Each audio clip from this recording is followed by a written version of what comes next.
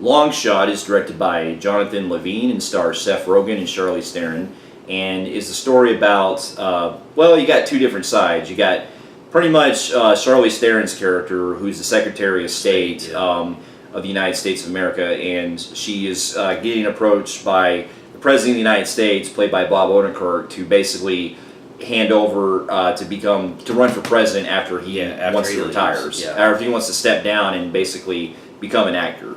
And she ends up wanting to run for president, and then this sparks to basically run through her campaign. Before she goes to run as president, she goes on a tour throughout the U.S., going through the world. Well, the world, telling about her duties to help, to serve and everything, and how basically talk about global warming, climatology, tree cutting, just basically presidential shit. And then you guys get this other part of the storyline, which collide together eventually, where you meet Seth Rogen, who plays a successful journalist who unfortunately loses his job, and basically he has some kind of history runs into with Charlize Theron, and basically, like you saw in the title, it's a romantic comedy. So it's a romantic comedy, which is rare that me and him go see something like that. The only reason why we did was that when it comes, a lot of it's comedy and they play the raunchy side,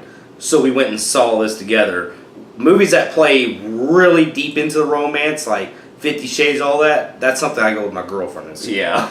So with this one from the this one from the trailers, it got me a little curious because I was actually curious. Yeah, because this one, I mean, we've seen these type of political, kind of comedies in the past, like movies like Dick or Head of State, things like that, where somebody's the president and they kind of play it up with the comedy and everything, or somebody's running for president and stuff. So it kind of, but also the two leads really got my attention the most. And if you don't remember, this director, believe it or not, has been hit and miss with some other comedies, which I haven't seen, but he did this one called 50-50 with Seth Rogen a few years ago with Joseph Gordon-Levitt, which I hear was pretty good. I missed that one. And he also did other movies like Warm Bodies and Snatch from last year. I will say that, Warm Bodies was basically a zombie Twilight.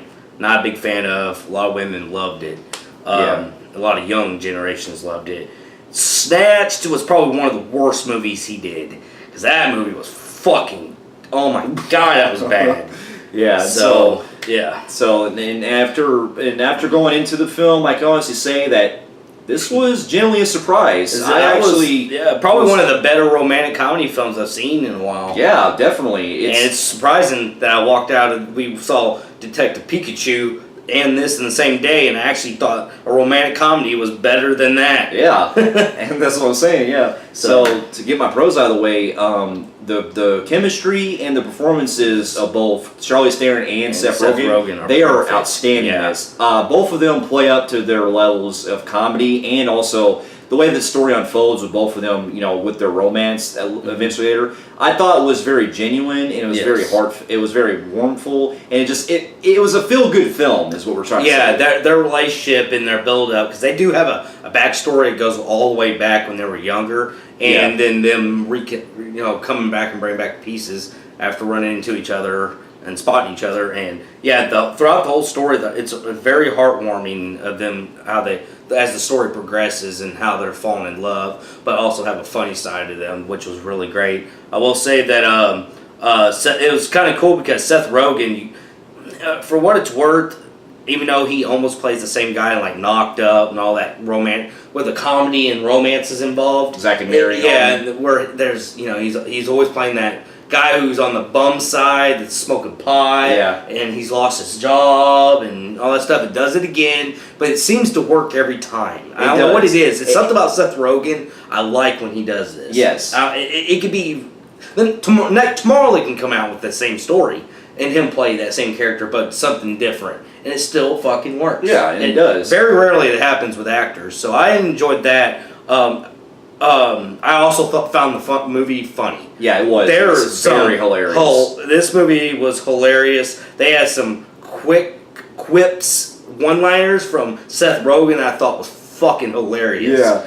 And then there's some add-on comedies, like there's a part where like he just throw it out there just to show you like they're at this like convention meeting where they're meeting a bunch of world leaders, because in the movie he starts off where he's a journalist, and when he lost his job he's going to be a journalist for her to help her look good to become president. That's the main story up until it leads deeper. And they're at this convention where all these world leaders are at, and there's this one scene where he hands her a napkin, but he's not allowed to go near her because they think that his image, the way he looks, will ruin her pretty image. So he's trying to talk to her, but like he hands her his napkin, and it says, "Hey, I found Adolf Hitler," and there's like this leader right behind him, fucking had a Hitler mustache. Shit was fucking up. I mean, the way the lines, the delivery is pretty good. Yeah, it was. And another factor I will say, like, besides the comedy being really outrageous, especially with a lot of the raunchy shit they get into, and there's even one scene later which I was fucking rolling where, not gonna spoil anything, but it has to do with, like, them going to this party and stuff where they're like taking drugs and stuff. I thought it was hilarious. And the biggest standout for me was this part where, well, I'm not gonna spoil it, but it gets a little raunchy. This part where it has to do with pretty much like masturbation. And when this scene happens, I was fucking. If you guys know that, if you guys have watched every political movie out there, there's it's based off of politics. Somebody running for something. They always have that fucking plot where that other guy in the other party finds something they can blackmail them. And it's basically not a spoiler because that's in every political movie out there. And basically there was something like that with the whole masturbation thing that could be used against them and stuff like that. But anyways, I will say another thing I'm going to praise, and while I don't get into politic films, and there's a reason why, because you get one side that's right, the other side might be right, wrong. It creates a bunch of fucking shit. Me and him went deep into it in the past. Don't have to do it again. But anyways, on this one, I will praise the balance in the political views, instead of saying, "Oh, this movie's just liberal garbage," or "This movie's just conservative garbage." It actually plays an understanding of both. Because there's a Cuba Gooding Jr. or Ice Cube's son plays Shia Jackson plays in this film, and blew me away on this twist. I actually won't say it because it's actually was kind of a neat twist. I didn't predict him, but he's from a party, and then Seth Rogen basically is from a party, and then basically Seth Rogen is like, "Man, I'm from this, I'm this, and I'm actually the hypocrite the whole entire time." It just keeps balance. Is one. It actually basically in a way pays not only respect to it, but it also understands that there's always a good balance for it. You can view this person, you can view this thing, but in the end, we're all the same people, and we all love each other. You love your family, you love your friends. And it basically, this film is actually a lot smarter. No, this film needs to be played. Everybody needs to watch this film in today's age, knowing that people were actually, I've never seen this before, under the way it's going now with this presidency and how things are now, where people are unfriending you because you like this president, or you unfriending you because you hated that last president. That's become a norm, and it's actually causing families to stop talking to each other.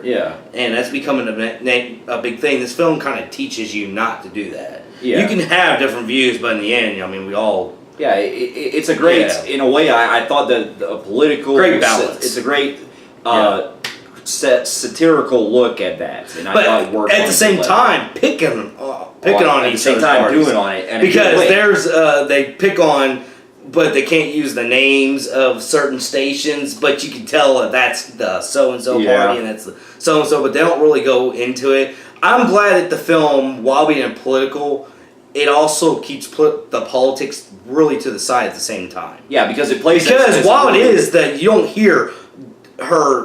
ever hear her saying that she's Democrat or Republican. You don't hear that. You don't hear that shit being used.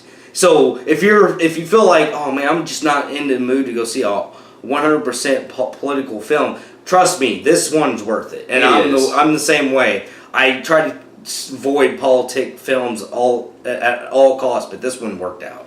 Absolutely, and the movie just it kept its ground by not only delivering a great message. Well, not message, but also a great view on things. But also, it really just kept its heart in the right place because it had a genuine moments with them together and everything, and just it's one of those kind of movies that you feel good after you watch it. Basically, and with that, what any cons? The only con I'd say is kind of like what you said. You get a lot of these type of like situations with films, political conspiracies. Well, no, it's not stuff that's like predictable that you kind of know, because there's an actor in this that I won't reveal, but when I heard that he was cast, I kind of had a feeling they were going to go this certain route, because I was like, yeah, I know where this movie's going to go. Well, I knew it being a political film, there was going to be the blackmail scene. Right, but I thought that then you knew the ending was going to be like.